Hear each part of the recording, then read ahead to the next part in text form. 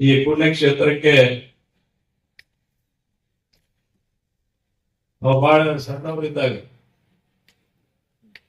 ಅಂದರೆ ನಾನೀಗ ಸುಮಾರು 50-55 ವರ್ಷದ ಹಿಂದೆ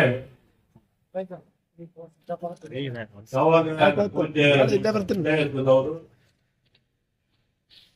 ಇಲ್ಲಿ ನೆಲೆಸಿದಾಗ ಅವಾಗಿಂದಲೇ ನಾವು ಅವರ ಆಶೀರ್ವಾದದಿಂದ ನಾವೆಲ್ಲ ಬಂದವರು. ಪ್ರಸಂಗ ಹೆಂಗಿತ್ತು ನಾವು ಮಧ್ಯಸ್ಥರ ಬಂದಾಗ ಅಂದ್ರೆ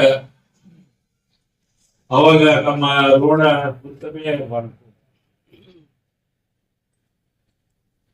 ಅಧ್ಯಕ್ಷರ ಚುನಾವಣೆ ಇರ್ತಕ್ಕಂಥ ಸಂದರ್ಭದಲ್ಲಿ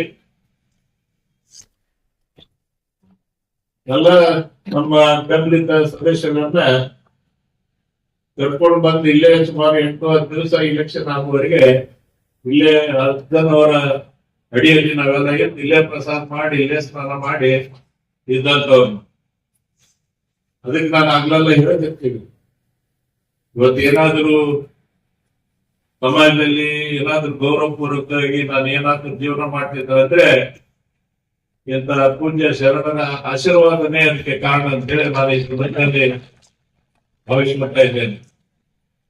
ಇವತ್ತು ನಿಜವಾಗಿಯೂ ಈ ಭಾಗದ ಮತ್ತು ಈ ಮಠದ ಭಕ್ತರು ನಾವೆಲ್ಲ ಪುಣ್ಯಂದ್ರೆ ಯಾಕ ಇಂಥ ಒಂದು ಆಧುನಿಕ ವ್ಯವಸ್ಥೆಯಲ್ಲಿ ಬಹಳಷ್ಟು ರೀತಿಯಿಂದ ಇವತ್ತು ನಾವೆಲ್ಲ ನೋಡ್ತಾ ಇದ್ದೀವಿ. ಮಠಗಳ ಕಾರ್ಯಕ್ರಮಗಳನ್ನ ನೋಡುವಾಗ ಅದೇ ಹಳೆಯ ಸಂಪ್ರದಾಯ, ಪುರಾಣ, ಪ್ರವಚನ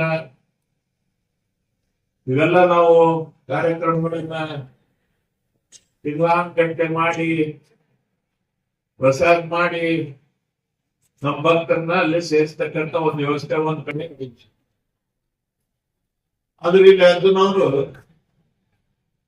ಈ ಮಠದ ಯಾಕಂದ್ರೆ ಸಿದ್ಧಾರ್ಥನವರು ಅಂತಂದ್ರೆ ಯಾವಾಗ್ಲೂ ಸಂಗೀತ ಪ್ರಿಯರವರು.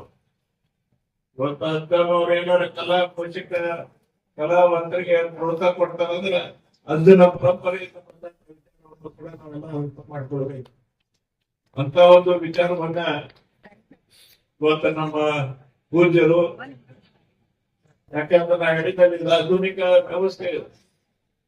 ನಾವು ಎಲ್ಲರೂ ಬಂದಿದ್ದ ದಿವಸ ಅದು ಸಿದ್ಧನ್ಕೊಳ್ಳ ಈ ಪವಿತ್ರ ಸ್ಥಾನಕ್ಕೆ ಬರ್ಬೇಕು, ಎಲ್ಲ ಎದ್ದು ಬಂದು ಪುರಾಣ ಪುಣ್ಯ ಕಥೆ ಕೇಳಬೇಕಾದ್ರೆ ಯಾಕೆ ವೈದ್ಯ ಬರ್ತಿದ್ದೋ ಗೊತ್ತಿಲ್ಲ ನಾನು. ಆದ್ರೆ ಅದರ ಜೊತೆಗೆ ಏನು ಪ್ರಾಚೀನ ಕಾಲದಿಂದ ಕಲೆಗೆ ಬಹಳಷ್ಟು ಮಹತ್ವ ಇರ್ತದೆ. ಆದ್ರೆ ಇವತ್ತಿನ ಸಂದರ್ಭದಲ್ಲಿ ಈ ಕಲಾಕಾರರನ್ನ ಬೆಂಬಲಿಸ್ತಕ್ಕಂಥ ಒಂದು ವ್ಯವಸ್ಥೆ ಬಹಳ ವಿರಳ ನಾವೆಲ್ಲ ಕಾಣೋದು. ಮತ್ತೆ ಕಲಾಕಾರನವ್ರು ಯಾರು ಉದ್ಧಾರ ಆಗಿಲ್ಲ.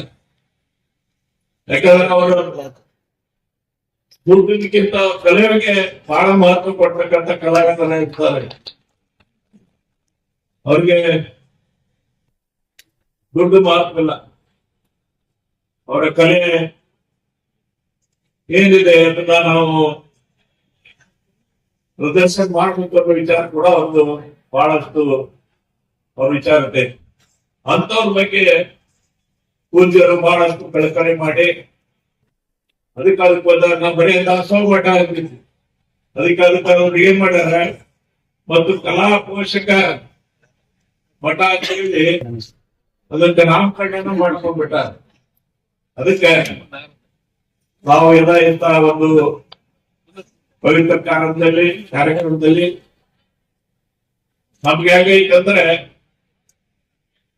ವಿದ್ಯಾರ್ಥಿಗಳು ಅಷ್ಟ, ಡಾಕ್ಟರ್ ಶಿವಕುಮಾರ್ ಸ್ವಾಮೀಜಿನೂ ಅಷ್ಟ, ನಾನು ಅವ್ರ ಬಗ್ಗೆ ನಡ್ಕೊಳ್ಳೋರು ಅಷ್ಟ. ನಾವು ನೀವ್ ಬರ್ಬೇಕಪ್ಪ ಎಣ್ಣೆ ಬಂದು ಅಂತಂದ್ರೆ ಒಂದ್ ದಿವ್ಸ ಹೆಚ್ಚು ಕಡಿಮೆ ಆಗಲಿ ಬಂದು ಪೂಜ್ಯರ ಆಶೀರ್ವಾದ, ಕಟ್ಟಿಗೆ ಆಶೀರ್ವಾದ, ನಿಮ್ಮ ಆಶೀರ್ವಾದ ತಗೊಂಡು ಹೋಗ್ಬೇಕಂತ ಒಂದು ವ್ಯವಸ್ಥೆಯಲ್ಲಿ ಬಂದಿದ್ದೇವೆ. ನಿಜವಾಗಿ ಬಹಳ ಸಂತೋಷ ಆಯ್ತು. ಬಹಳ ಯಾಕಂದ್ರೆ ಹೋದ್ ವರ್ಷ ಬಂದಿದ್ದೆ ನಾನು. ಹೋದ್ ವರ್ಷ ಬಂದಾಗ ನಾನು ಅನಿವಾರ್ಯ ಕಾರಣದಿಂದ ಕಾರ್ಯಕ್ರಮ ಕೂಡ ಪ್ರಾರಂಭ ತೇರು ಎಳೆದು ಆದ್ಮೇಲೆ ಕಾರ್ಯಕ್ರಮದಲ್ಲಿ ಇದ್ದಿಲ್ಲ. ನಾವು ಹಿಂದಿನ ವರ್ಷ ಇದ್ವಿ ನಾವು.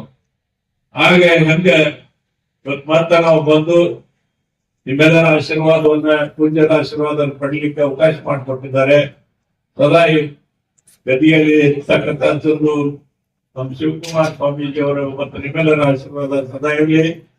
ಈ ಸಮಾಜದಲ್ಲಿ ಮತ್ತು ಇನ್ನೂ ಹೆಚ್ಚು ಸೇವೆ ಮಾಡುವಂತ ಅವಕಾಶ ನನಗೆ ಅವರ ಕೃಪೆಯಿಂದ ಸಿಗ್ಲಿ ಅಂತೇಳಿ ಆಶೆ ಮಾಡಿ ನಿಮ್ಮೆಲ್ಲರಿಗೂ ಮಾತು ಇಷ್ಟ.